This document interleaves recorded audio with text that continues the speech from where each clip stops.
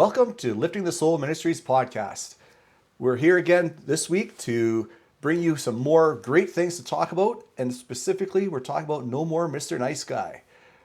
Now, there is a book out there called No More Mr. Nice Guy by Robert Glover, which is a great book, and I do recommend that you do take the time to read it.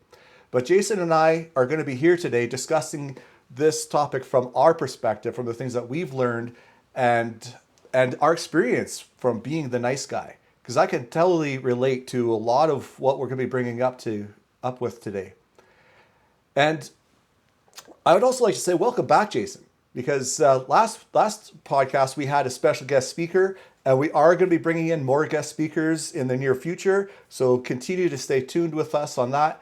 And with that being said, Jason, I'm going to start off with this question: why is nice not working? Well, because nice is deceptive. Nice really isn't nice. Nice is avoidant and appeasing. When I say that, basically it's the energy that shies away from conflict.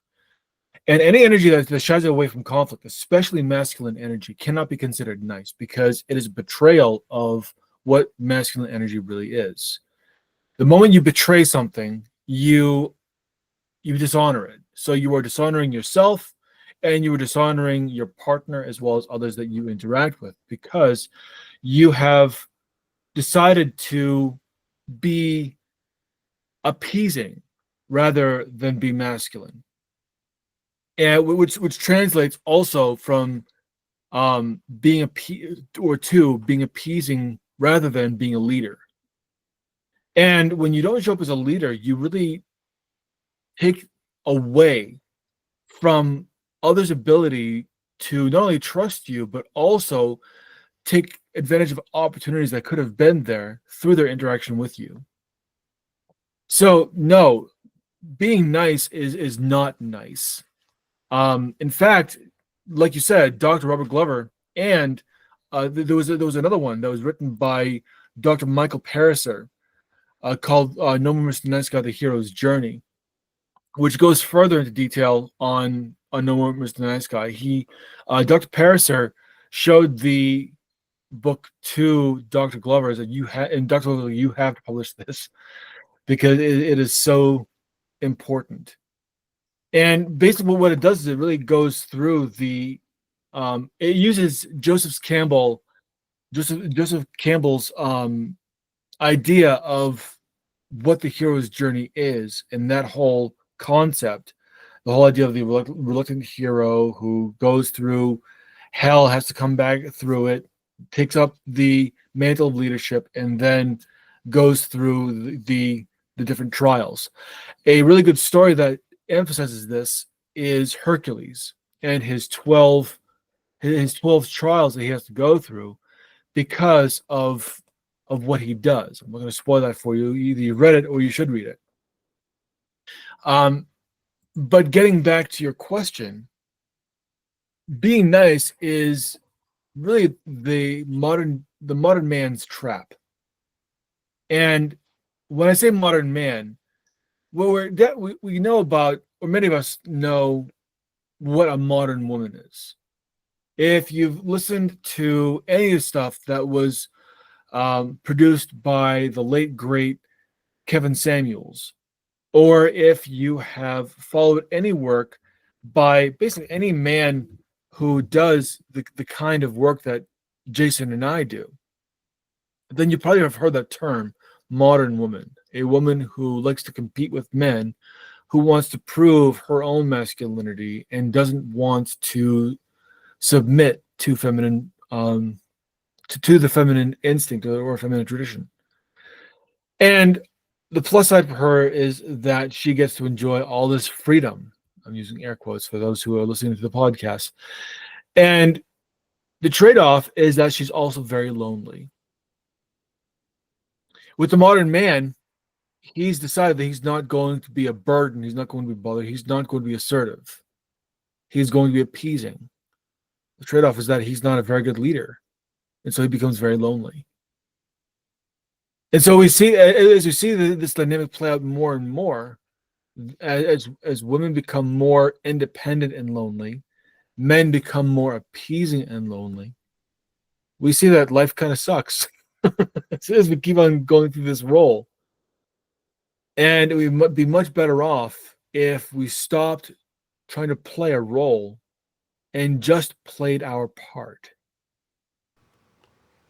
There's so much to unpack in that, Jason, and that appeaser part that you talk about, where we pull back as a man, and we take second seat, so to speak, and we become the one who becomes more submissive in the relationship, is really catalyst as to where the downfall of a lot of these relationships come into play. And I know I did that a lot in my marriage, and it's been a journey for myself. And I appreciate you bring up that second book, with the hero's journey in it, and I could totally relate to that. Going through that deep wound of divorce, and now stepping up into the stages of leadership that I am now, as I'm growing this business with you, and working on redirecting my life in a new way. There's a lot of trials ahead of me, and there's a lot of trials that I've been going through, and it's a great place to be in. It's not exactly comfortable. It's not exactly easy, but it's not meant to be, because for me to get to my true self and my true form, I have to continue to shed things like my ego, and past thoughts, past subconscious messaging that I said to myself, and all that kind of stuff. And I have to step out of that people pleaser and appeaser that I was in the marriage throughout my years. And it's now growing into a place of strength and through love that is really formulating me as I continue to move forward. And it's been a great journey. Like I said, it's been uncomfortable. There's a lot of things I gotta, every day gotta work through. And I got amazing people that I'm bringing around me into my life that are encouraging me, and helping me to grow forward in this, and helping me to bring forward this part of me that's always been there. And that's the thing that we got to remember as men, that there's something inside of us that's already naturally there, that we have let go of, and now we got to let go of the unnatural part of ourselves and grow into that. And that's just that's just a starting point. But it's a great journey to be on, but it's challenging, and it's going to challenge you to the core.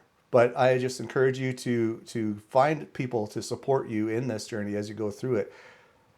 But there's also more than just like the trap part of it. There's other things that you've kind of touched into in regards to how men feel around this, or what comes forward from being nice. Like there's stuff that is underlying to that. So I'd like you to touch a little bit more on that. Sure. Well, one thing you said kind of caught my ear. The whole idea about, what did you say? Like purposefully getting out of our unnaturalness, or what, am I quoting that right? Well, so yeah, what I was talking about was there's something natural within us that is already there, that we've let go of. And so it's about coming back into our naturals, our not like there's something natural within us that is there. It's always present, but we've let go of it through programming, through messaging, through all sorts of other stuff over the years. So we gotta let go of all that programming. And the programming is based on fear. It all fear-based mentality, something that we've grown up being told, that being a leader, being a man, a traditional man, is bad. And so young boys are being conditioned not to be men. I saw this plainly. One of my wife's relatives came out from out east and decided to uh, visit everyone where we live. Her parents, and a bunch of other people. And her son is very much a socially awkward, socially introverted man, boy. He's probably about 14 years old right now. And I'm like, God dang it. The fact that he doesn't assert himself, the fact that he plays small, that he acts like someone who needs permission in order to do or say anything. It's like, where did you learn this? I know he didn't learn it from his mom, but I also know he didn't learn it from his dad because his dad wasn't around. And it was just like, this is sad. The fact that it is so easy for men to be so manipulated, it shouldn't surprise me, because there is so much effort being done to subvert the natural leadership ability of masculine leadership. And really, this is what being nice is. It is abandoning that leadership. It is going from being self-leading to self-serving. And not allowing yourself to do what is necessary to actually show up and show out. What I mean by that is showing up as a man and showing what you are capable of, and also helping others by inspiring them so they want to be capable of more as well. And it's only through that capacity to be masculine that you can help other men. I almost said meeple, men and people, other men to understand what they're capable of as well. And really, it is so easy to untrain a man. Well, I should say it's really simple, not easy, but it's simple to train a man out of the idea of what they're doing and then revert back to what he is supposed to be doing. All you have to do is show up, be a model, and do that enough time and have enough influence with someone where they want to risk doing that as well. Because when you've done something for so long, even though it's detrimental, doing something else feels like a risk. And it's important to know that all of life is a risk. You take a risk every single day being alive. And yet it's something we love doing. It's not that we are in love with life. It's that we are in love with the living experience, which is very different, or at least we should be. If we're in love with life and that's all that we're doing, we're just surviving. And if you're okay with just surviving, please do us both a favor and stop listening now, because we're going to make it very uncomfortable for you. If we haven't already, we're already 9 episodes in to this podcast. We've talked about a bunch of things that really push men to get out of their comfort zone if they are an avoiding or appeasing personality and do something different. And if you're not willing to take a risk, you're just kind of wasting your time listening to this podcast. But for those who are willing to take a risk, those who are willing to do something different, do something that is out of their what they believe is their norm, and risk being seen for all the right reasons, you're in the right place. And the more you do that, the more of an inspirational influence you become. Yeah, you're gonna experience things that are hard, but the hard things are what create the best value for you and for others. They create the best teaching experiences. So, getting back to your question, what else is it? It's not just a trap, but it's also a silent pain.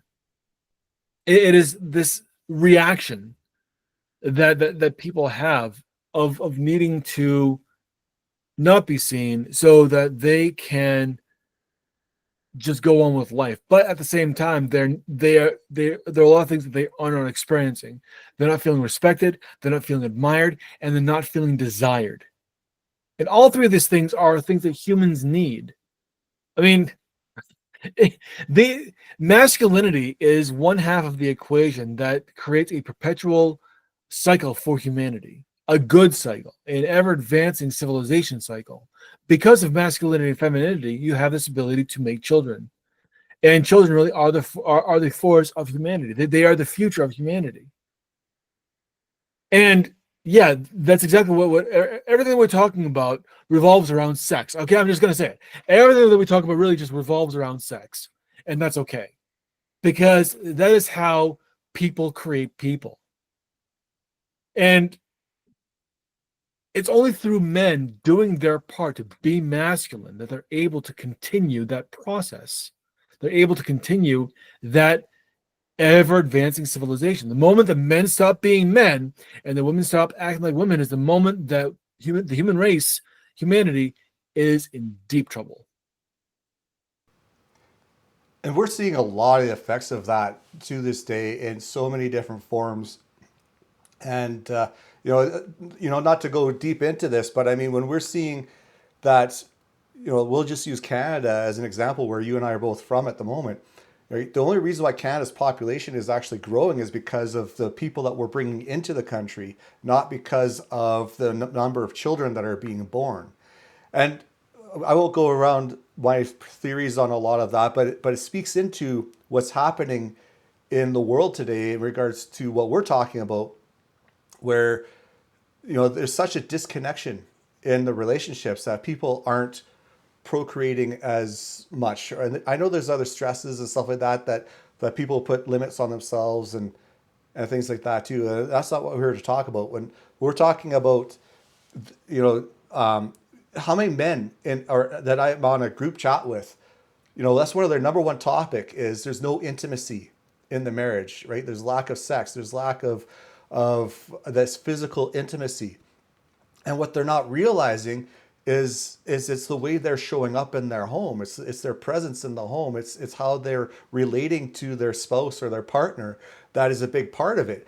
And I mean, there's also the female side of it as well, the feminine side as well, as they are pushing into their masculine, and men are, there's that contrast that we've been talking about that also creates that disconnection between the man and the woman, that creates that uh, lack of desire for that form of intimacy, because they are not seeing each other the way they're truly meant to be seeing each other. And and and so that's, that plays into all of this.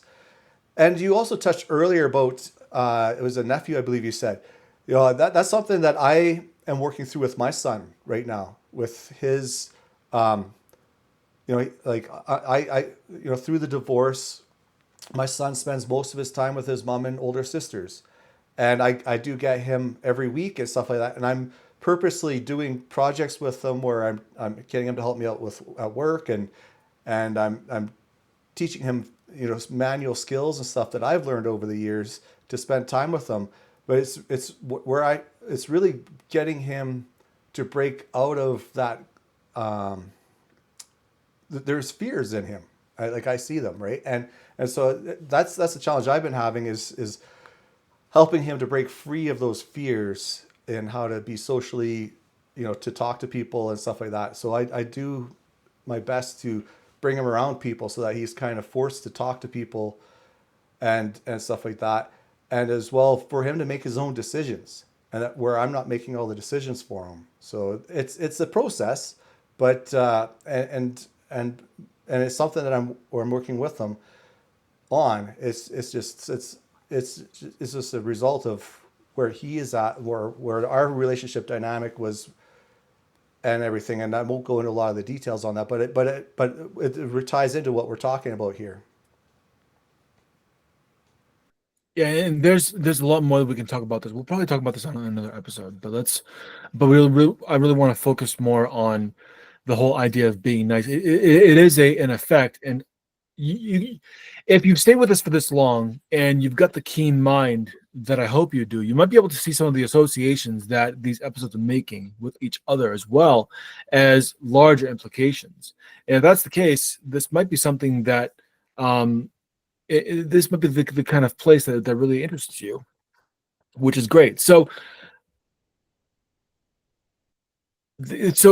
what I want to do now is I want to talk about how the idea of weakness is really disguised as niceness. When you are being nice, and I think I've said this once already. I think I left the cat out of the bag already. When you are being nice, what you're really doing is you are showing that you are weak. And this is where the lack of respect, lack of recognition, and lack of desire comes in. Lack of respect, admiration, and desire. Because you, let me ask you a question, Jason. How many times have you seen someone who has been over apologetic, saying yes when they really meant no, um, suppressed their real opinions just to get along to go along, avoided boundaries in order to avoid upsetting other people, and acting passive aggressive? How many times have you seen someone and said, "Yeah, I can really respect that person"? You know, when I hear you say all those things, I think, oh my gosh, that was me. And I mean, when I think about that, and I mean, I've seen it in other people as well, and you can see how the relationship dynamics, especially with my ex-wife, she didn't respect me at all. And she, like there may have been surface levels that you would have seen it, but anybody who was really close to us and knew us as a couple saw it, saw it plain as day, and and it's just like wow. So it is very recognizable when you can see it, and you can see it in other relationships as well. And so that really, like, to be honest with you, that one stings myself, even like when you bring those up, because yeah, I recognize that was a part of how I was showing up in the relationship. And so yeah, like I was just proof is the example. And so now as I continue to move forward and grow out of these things, yeah, I'm looking forward to how things will transform in the relationship that's coming my way. Okay, so if you were to imagine that you were seeing someone that represented that person that you were with those traits, is that someone that you could respect, trust, or rely on? Not when I look back at it now, not to the same degree that I would have back then. Like like today, if looking at somebody like that, I would have a more challenging time to fully. I would see them for who they are, and I'd love them for who they are in the moment. But I wouldn't hold them to the same degree as somebody who is living more in their true masculine as I see it now. Exactly, and I'm the exact same way. I think that I kind of go a little bit further on that. I've honestly, I've never had an issue with being these things. Maybe I had a small phase before I realized, oh, screw this, this is not working for me at all. But for the most part, I didn't have a problem with this. But I did have a problem in the opposite direction, being more aggressive and utilize it. And that is also a form of avoidance because you aren't really asserting yourself. You're trying to dominate, you're trying to control. And it really goes against the reality that no one really has control. It's an anxiety thing where it is a need to control something because you feel you can't control yourself, and that's the other side of the coin of appeasement. The avoidance coin has two sides, so it's appeasement and that's aggression. And looking at someone who looks at these traits, I'd say, I can't trust you. I will interact with you if I have to, but it'll be at the smallest degree possible. Yeah. And now, as I've grown a little bit and I've kind of tempered myself quite a bit, I can look at that person and say, this is someone who needs help. This is someone who's not doing very well. But again, if I were to answer my own question, I couldn't trust that kind of person. Not fully, not unless I saw a change that they were moving out of that appeasement and avoidant mentality. Yeah, and when you spoke of yourself being the more aggressive person and stuff like that, those were the people that I had the challenge really relating to, because I was such a I was such the appeaser that when people were that overly aggressive person that you yeah it just those were the people that I really had a hard time connecting with and having a hard time respecting. And it makes complete sense because someone who acts like that, I mean, I I'm sure that you can relate to the fact that when I was younger, when I was just a wee one, just a boy, I got bullied a lot, and I think that was the impetus for me to develop that kind of tougher exterior, where I was like, no one's gonna mess with me, and if you try, I'm going to destroy you, and that creates a very much a disconnect with other people. You wear that shell, and people are like, I don't want to talk to him. He seems dangerous. Which is funny because men are supposed to be dangerous. Men are supposed to be dangerous, but it's the ability to keep that danger in check, keep that part of themselves in check, keep it under control. That is what makes them trustworthy.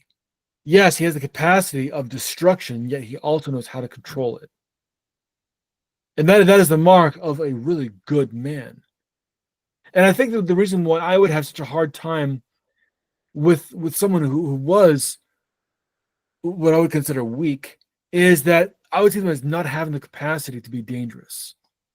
And that to me is a much worse diagnosis than someone who has their danger almost like a hair's trigger away from between controlled and uncontrolled, where like something could set them off and they would just be a rage monster, which I was, but it was because of the fact that I grew up being bullied, and I did not want to do that anymore. I was like, nope, this is not going to happen to me any longer. I'm not going to deal with this anymore. Anyone who tries, I will rip their face off. And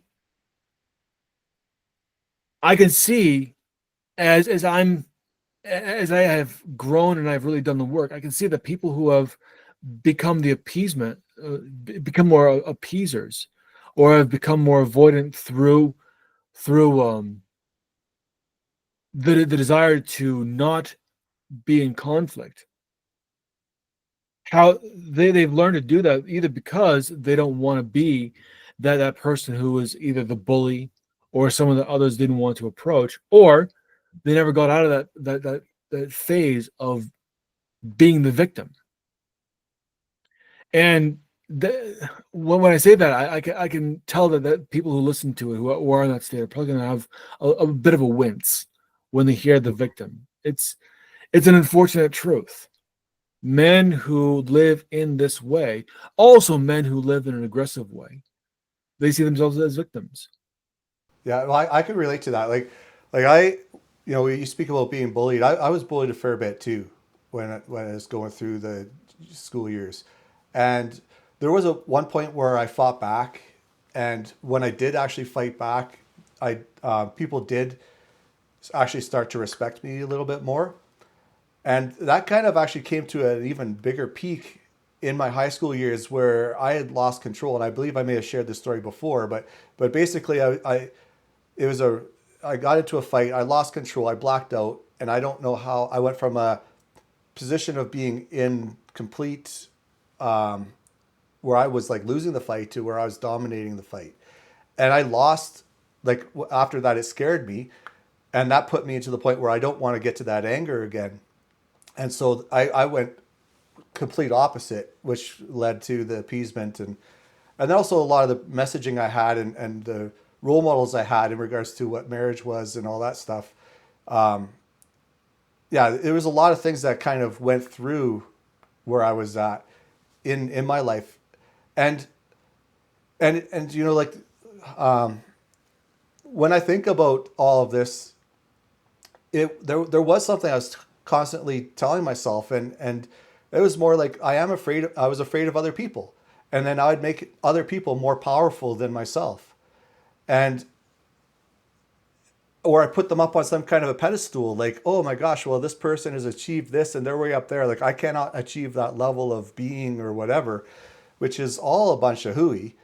But, but the truth is that's the way I was looking at people. And so, now being able to be more grounded and see people more for who they are, you can start to spot their their strengths and weaknesses a little bit easier. I find it a lot easier to see people where they're living in their strengths and weaknesses. And I'm also able to see people more on an equal playing field, no matter where they are in life and how other people might view them as regards to some sort of status. Absolutely. And it's funny you say that because I didn't realize until much later, maybe even as much as just a 5 years ago, that even being more aggressive, it came back to the idea that I was afraid of other people. And instead of putting people above me, I had this imposingness where I didn't want people to see that I was seeing others above me. And it was still, it was weakness that was disguised as aggression. And that's very different than a man who's capable of aggression. And because a man who's capable of aggression is a good man, he just has that in check. But a man who wants others to believe that he is aggressive by displaying it, the dog that barks all the time, um, when there's no danger, there's nothing to be afraid of. That's actually a dog that is scared. A calm dog really won't bark much. They'll just kind of be. But if they are anxious, if they have a lot of fear about them, they're going to bark, or they're going to run away. And that's that's exactly what you and I are talking about. Two sides of that avoidant coin. And to be honest, people, the things we're talking about right now, we don't have show notes on.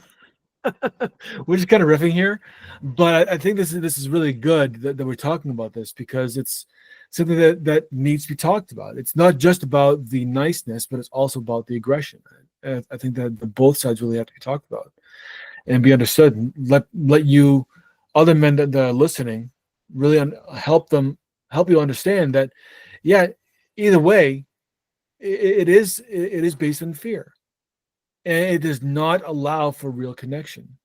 And both sides really have the idea that you're really unwilling to own yourself. You're unwilling to be who you really are.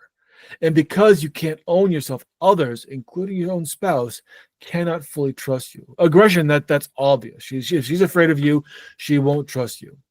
But being nice is the subtle part of that, where if she can't rely on you, if she can't depend on you to be masculine, she can't respect you. So in both cases, the result is the exact same. You lose the relationship.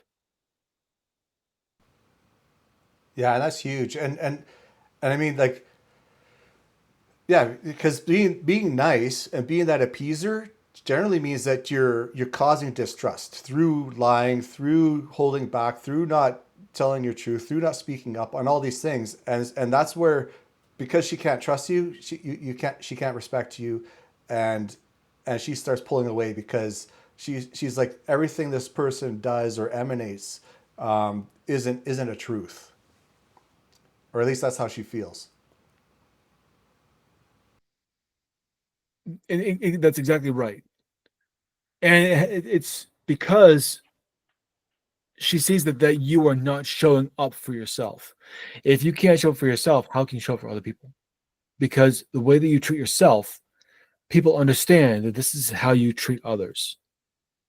So with me, it was a self-destructive belief that I had in myself. I wasn't good enough. I created this persona of always self-flagellating my for the inequities that I saw within myself.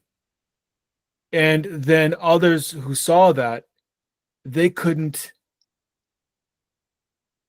they couldn't see me for who I really was. All they saw was this one person who did not like myself. And in some ways, I would broadcast that to others. I would deflect that onto others. Project, again, I think is the word I'm looking for. And so if both of these sides, the aggressor and the appeaser, are a sign of weakness, we really also then we need to really ask the question, what is a good man? And we kind of touched on it a little earlier, where a good man is someone who has strength under control, aggression under control, the ability to be destructive, and the desire not to be. And so this is someone who knows how to behave in a way what I call trace. And trace is an acronym of 5 behaviors. So they're transparent, they're relatable. So they're transparent in their what they communicate. They're able to communicate their feelings, their thoughts freely, and let other people in about how they are feeling, what they're thinking, what they believe, and how that affects their decision making. It's not vulnerable for the sake of vulnerability. It is vulnerable in order to do what is next, which is being relatable. That relatability is huge, because unless someone feels that like they can connect to you, you are offering something they can connect to, they have no reason to do the same. So when you become more relatable, you become someone that others can see as being human, and also see a part of themselves in you, and see a part of you in them, or the part that they want to see in them. This is really where the inspiration comes in. They also see you as being assertive, someone who stands their ground, holds their boundaries, and isn't an asshole about it. And then they also see you as someone who's being compassionate, someone who has patience, knows that people mess up, they get it wrong, and that's okay. They see their understanding that, yeah, they've been there too, so they have to give you the same grace that they've given themselves. And through that grace, it allows for people to improve. And then they empower. They empower themselves and they empower others. So those are the trace behaviors: transparency, relatability, assertiveness, compassion, and empowerment. And men who can do that, women too, men who can do that are people that others love to be around. And I've seen this firsthand through my experience with other people. When I have acted more with trace behaviors, I have been someone others really want to be around. Others really want to interact with. Other people that they want to really trust me. I'm I can speak English. I swear I can. There's someone that, or I'm someone that they feel that they can really rely on. And so I feel respected, I feel admired, and I feel desired on many different levels, not just intimately, but that does exist, but also as a trusted friend, as a mentor, as a business partner, as someone that can be trusted with the success of another. All those things play into men having those trace behaviors. I really like what you're laying out here, Jason. And when I think about what you're saying and these 5 behaviors that you're talking about, the trace behaviors and everything, as I continue to grow into these myself, I am really seeing how, on a much deeper and fuller level, I am connecting with people in a real way. And I'm seeing the results of how people respond to me in a different way than they have in the past. And as I continue to, I guess you can say, show these or emanate these behaviors, it it it reflects onto the other people as well, and it encourages them to step into these behaviors as well, because they can now then be just as relatable and real with me. And that's really an amazing thing to witness and observe. And it really, again, it speaks into how to live into our true nature versus the what we were talking about before, where we were hiding from our true selves. And it really comes down to really like we were talking about earlier, having that respect for yourself and everything else, where you are really, you know, seeing yourself as somebody who can be this versus somebody you can't. And it also places like, the more we live this here, the more it actually demands on us to continue to be in this behavior, to live in integrity, to have, firm boundaries that keep us in a space where we can continue to be at a level of higher integrity, be at a level of higher performance, be at a level of where our we're keeping ourselves under an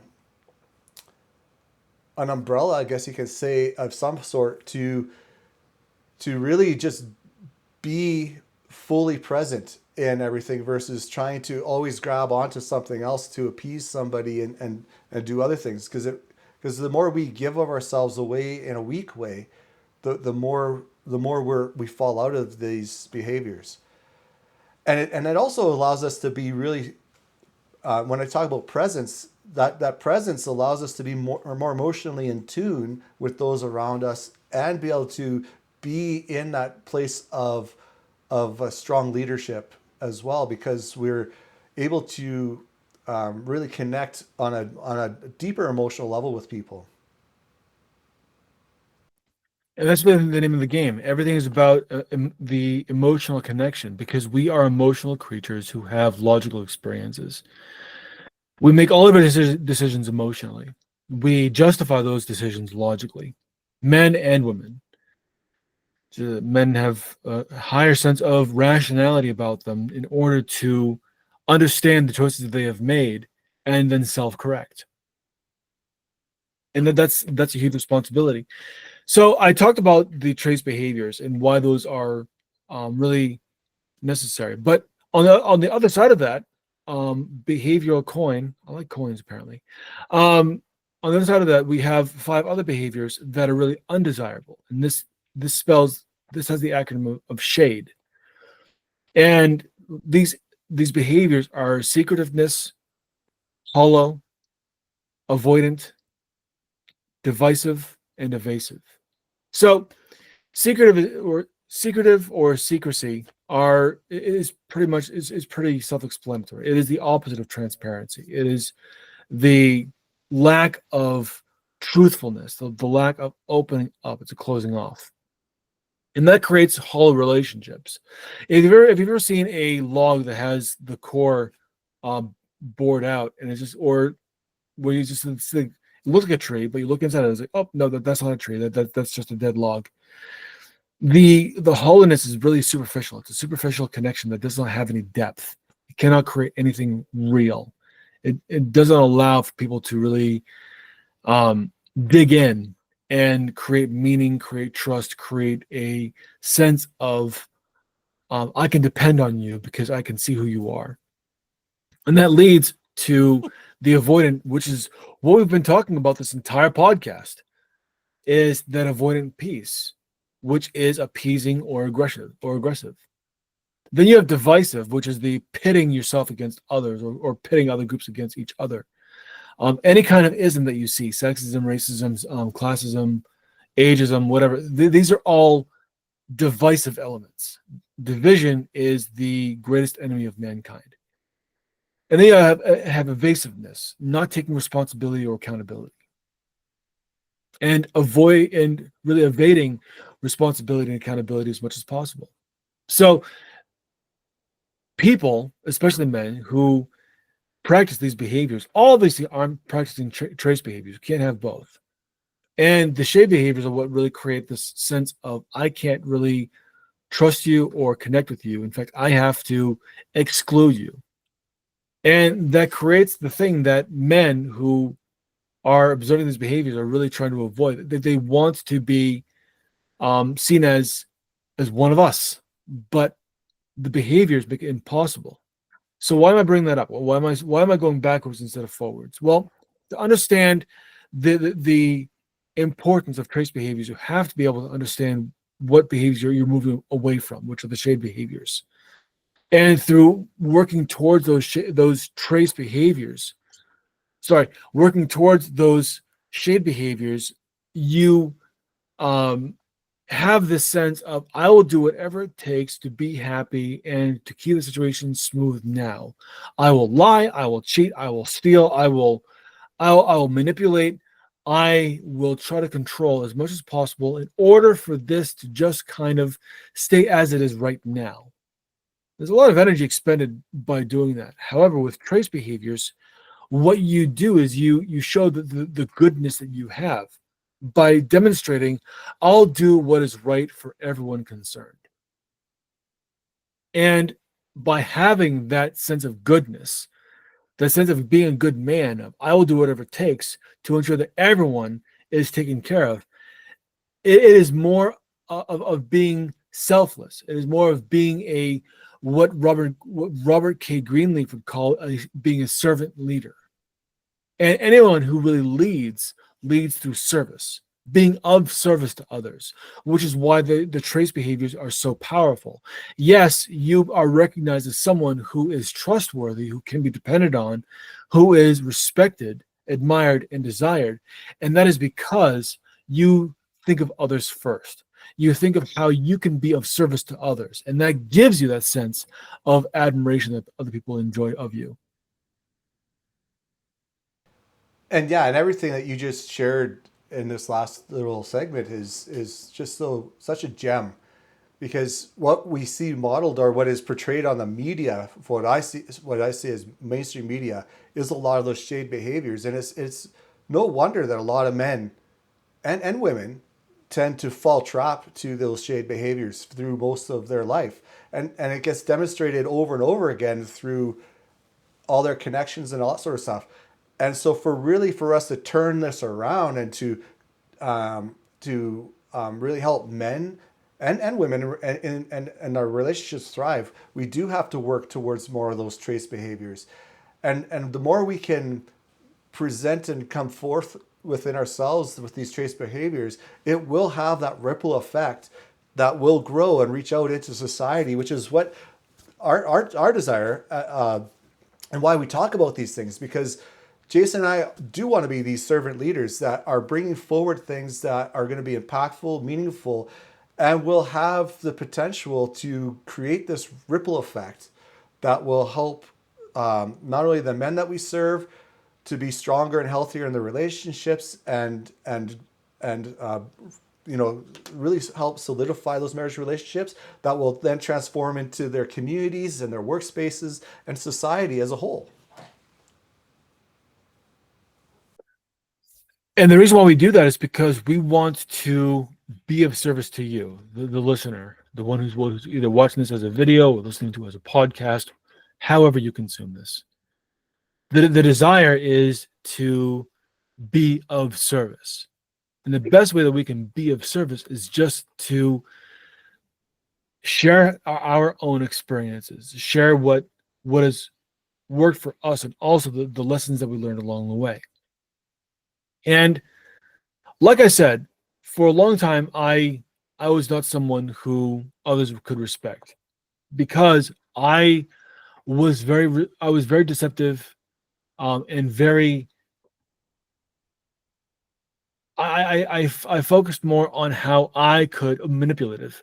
I focused on how I could control the situation, either through being very controversial, being very in your face and borderline aggressive, and also, yes, being somewhat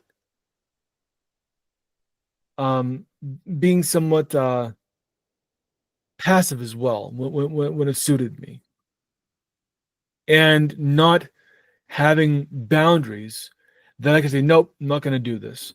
And it wasn't until maybe about 10 years ago that I really understood the importance of boundaries and started implementing them. And it was so uncomfortable at first, where the first time I said no, and I felt like I had to keep saying no.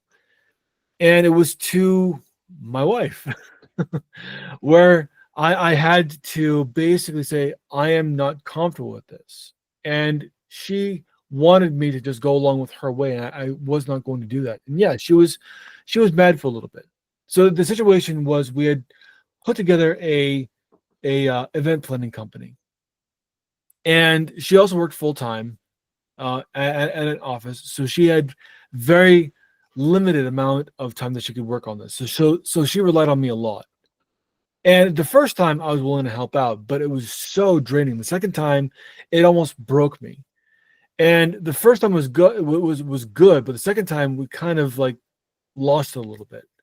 She wanted to do a third one, and I knew that it would not suit me at all. It would not do well for me at all. So I said no, and she got rather pissed off.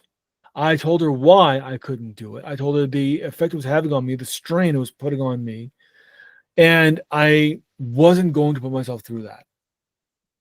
She didn't like it, but she did respect it.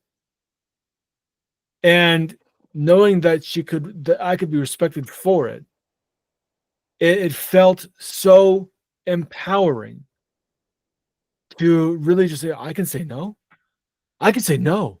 Holy crap, I can say no, and it did not destroy the relationship. She did not reject me. She did not tell me that I have to leave the house and I was not welcome there, blah, blah, blah, blah, blah. All the fears that we as men have about how relationships are going to burn in a dumpster fire because we said no, because we had a boundary. When actually the boundary was the best thing that I could have done. It was amazing. It created the ability for me to be present in the ways that I knew that I could be. It wasn't no to be adversarial or to be an asshole. It was no in order to protect my own energy so that I could be there where it was important.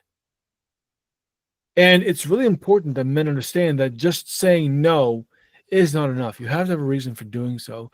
Also, just saying yes equally is not good enough. You have to have a reason for doing so. In both ways, the assertiveness that you have from being able to set boundaries serves you and serves others extremely well. And it's not about creating an ultimatum. It's about having the desire to show up in a way that is going to be of benefit to you and to your partner. It's about sharing what you will do, what you won't do, and not about being a controlling force. I really like how you bring up and transition to the area of boundaries, because boundaries is one of the first areas that we can really kind of start working on within ourselves and within our relationships to help cultivate the trace behaviors that we are talking about.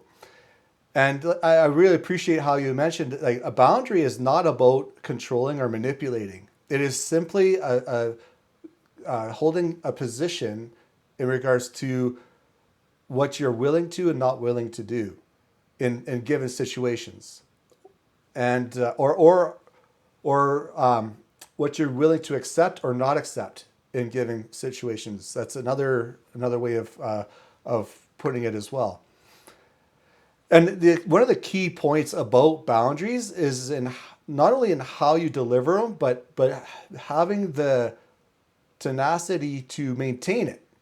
Because a lot of times we'll say that we want to put this boundary up, but we don't actually hold the boundary. And that goes for ourselves personally and for those that we are wanting to implement the boundary around in our lives as well. And so the key to boundaries and what we're talking about is how you deliver them. I mean, it's like Jason was talking about. It's about communicating effectively what the boundary is. It's not just about saying yes or no, or I will accept or I won't accept. It's about putting the context behind what that boundary is, and it's about being calm about it. It's about being direct. It's about being kind. Like it's about speaking it in a way that when it's spoken, people will be okay, all right, I understand, and we'll leave it be. And sometimes they may challenge it. I mean, like especially in the relationships, especially if you aren't used to. We've talked about this before, especially in our relationships with our spouses. If our spouses aren't used to us putting up these boundaries and stuff like that, they are going to push on them. They are going to test the meat behind what the boundary is, and that's okay.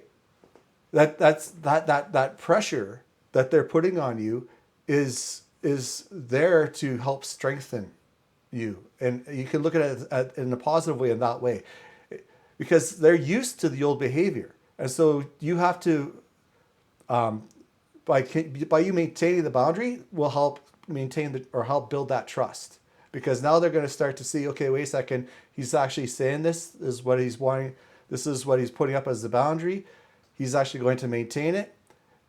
And a lot of this is done subconsciously. It's not necessarily done consciously. A lot of it's done subconsciously when they push back because they're just used to the old behavior.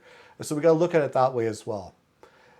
And so, like an example that we could use of expressing a boundary would be, say, in our argument situation. Like, you know what? Yeah, what you're talking about is an important subject. We have to address this. But right now, with your tone of voice, with your yelling at me, you screaming at me, we're not going to get anywhere in this conversation. So can we take a few minutes to address that energy and then come back to it as in a clear mind so that we can talk more congruently in whatever the topic is. Like you can, I mean, it doesn't have to be as wordy as what I'm saying, but I mean, that's kind of an example of where, yeah, it's just like, yeah, I'm happy to talk about this, but not when you're yelling at me, to break it down in simple words. And this is really the difference. The your ability to maintain a boundary is the difference between a boundary and a suggestion. A suggestion has no enforcement. There's nothing that actually keeps someone from trampling all over it in order to get what they want. And you have to remember that people are ultimately selfish. They are out to get what they want. And your ability to create boundaries and reinforce those boundaries so they stay as boundaries are what prevent others from getting what they want at your expense. Yes, people are going to get what they want, but you also have to be a little selfish, just a little bit.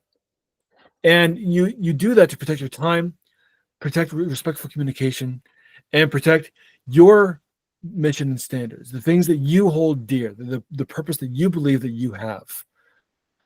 You set a boundary in order to protect those things because there are certain non-negotiables that you want to make sure that you take care of, that you protect, that you safeguard. You can't do that if you don't have boundaries.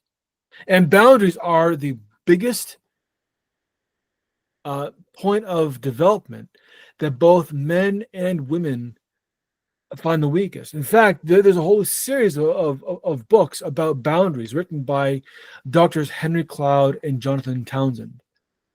They have more of a Christian slant because they're also pastors. But when you get past the religious talk about it and how they reference the Bible and whatnot, if you can get past that, you can see that what they're really referring to is information that is absolutely necessary.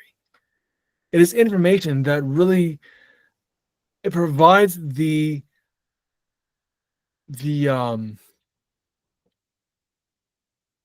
it provides the meat necessary for them to say, okay, I can't go this far. I'm going to push because I'm a human, and humans push. They push is to find out what they can get away with. It's just him being human. But okay, I'm getting pushed back. No matter how hard I push, I'm pushing a little bit harder, trying to manipulate the situation. Okay, that's not working either. All right, I guess I'm going to have to deal with this. I don't want to, because that means I don't get what I want. But I really don't have a choice. I can't control this, and so I'm going to have to go along with it. And the more that you have boundaries, and the more that you force this kind of interaction, the more that your spouse, will see you in a different light. She will see you as someone who's worthy of respecting those boundaries, because those boundaries are not just there for you, they are there for everyone to act or to operate in the best possible way to get the outcome that everyone wants. Yeah, that's very well said. And When it comes to boundaries, it's also good to start small. I made the mistake in the past of trying to make these big, huge, giant leaps because I thought that was what was needed in the moment. And that was part of my appeaser side of me where it's like, okay, she's bringing up all this stuff. And so I'm just going to do this, and that. And I try to cram all these things into the one thing that I even had a hard time keeping track of everything that I was going to say. So it's best to just start small with simple boundaries that are easy to articulate and easy to begin the process of standing firm in them and maintaining them, and from there building onto that. And so what I'm thinking, like when I look at like boundaries that I've set for myself more currently, is I am more inclined to say no to things in regards to what's going to take up my time and what I'm going to do, because I've got a lot of stuff that I'm in the works of working towards accomplishing in my life over the next little while. And even this morning, I was challenged to look at what I'm doing more at a deeper level to see what more I could pull out of my life so that I can move forward in the direction that I'm going in. Because the more that I try to hold on to, the more that I try to maintain in my life that is not helping me or serving me in the direction that I'm going, the harder it's going to be because I'm trying to juggle too many things. And so that's the area in my personal life right now that I'm working on boundaries is boundaries with myself and what I say yes and no to in regards to what I'm doing in life. And this leads us right back to understanding what she needs, what your spouse really needs. Understanding that she needs someone who isn't she doesn't need someone who's perfect. She doesn't need someone who's passive or endlessly flexible. Because that's someone that she will just walk all over. I mean, Jason talks about his story in depth about how his behavior created that kind of situation where there was a lot of resentment built up because he would not he would not take that responsibility for his own masculinity. And that kills relationships. What she needs someone who is going to be strong enough to be good, who is going to have the right restraint to at the right time to one, not be aggressive, but also not be assertive, to have good boundaries that he can communicate well in a way that makes him relatable so that she wants to get on with the program, feel like you are providing her the grace necessary to get on that program and feel empowered by you. And she wants a man who is good enough to be strong. So she wants a man who is strong enough to be good and good enough to be strong. And they both work hand in hand. A good man is a strong man. A strong man is a good man. And strength is that restraint on aggression that allows you to create the proper boundaries necessary in order to achieve what is important for you and for others. And a quote that I'm not sure who said this. If this isn't something that I took from a work of mine or whatnot, but who knows? A man who will not stand up for, who will not stand up to her, can't stand up for her, and she knows it. If you can't stand up to her behavior, then she knows, even if it's deep down, she knows that you will not stand up for her when she needs you. And she uses that logic in order to understand if you are the man for her. And it is sound logic when you think about it. This is not emotional, irrational BS that she is trying to put you through. This is really, she tests you in order to find out if you are going to stand up to her. Because if you can't do that, when it comes time for her needing you, she will not believe that you will be there for her. And that's what she needs more than anything. She needs to know that you will be there for her. In order to prove that you have to be there to stand up to her so that she knows that you will be there. That is very well said, Jason. And that quote really kind of resonates with me in so many different ways. And that, you know, that also helps reinforce that sense of security within her that she also really is seeking. When we're able to hold up that boundaries, to be able to hold up and stand up to her in regards to when she's behaving in certain ways or whatever, that we can really, she knows then that, okay, well, if he can stand up to me, then he can stand up to others when I need him, and he will be there to protect me. Especially when the boundaries are very healthy boundaries that you've got put in place. And so we're coming to a conclusion here to our talk today. And we just, you don't have to stop being nice, but you have to start being strong.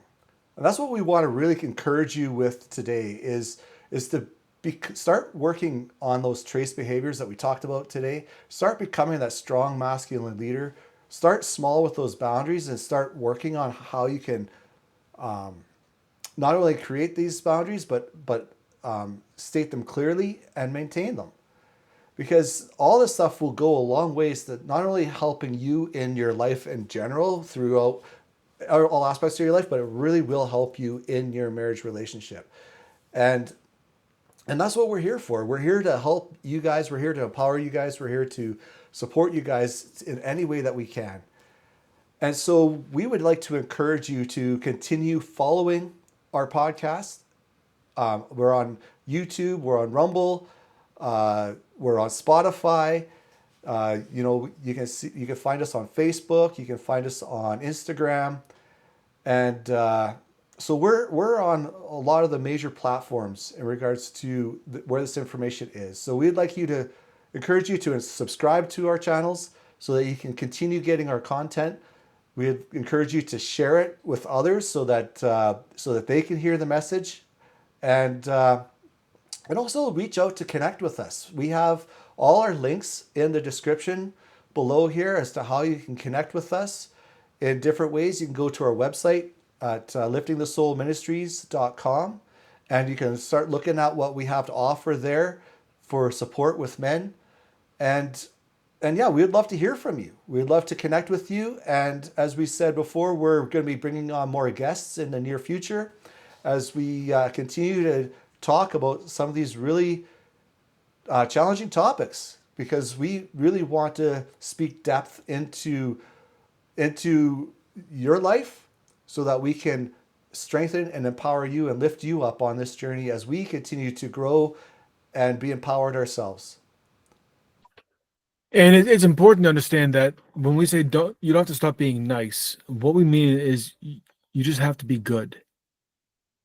And take the behaviors that are socially acceptable that people really enjoy, and just put some boundaries behind them of what you are willing to accept.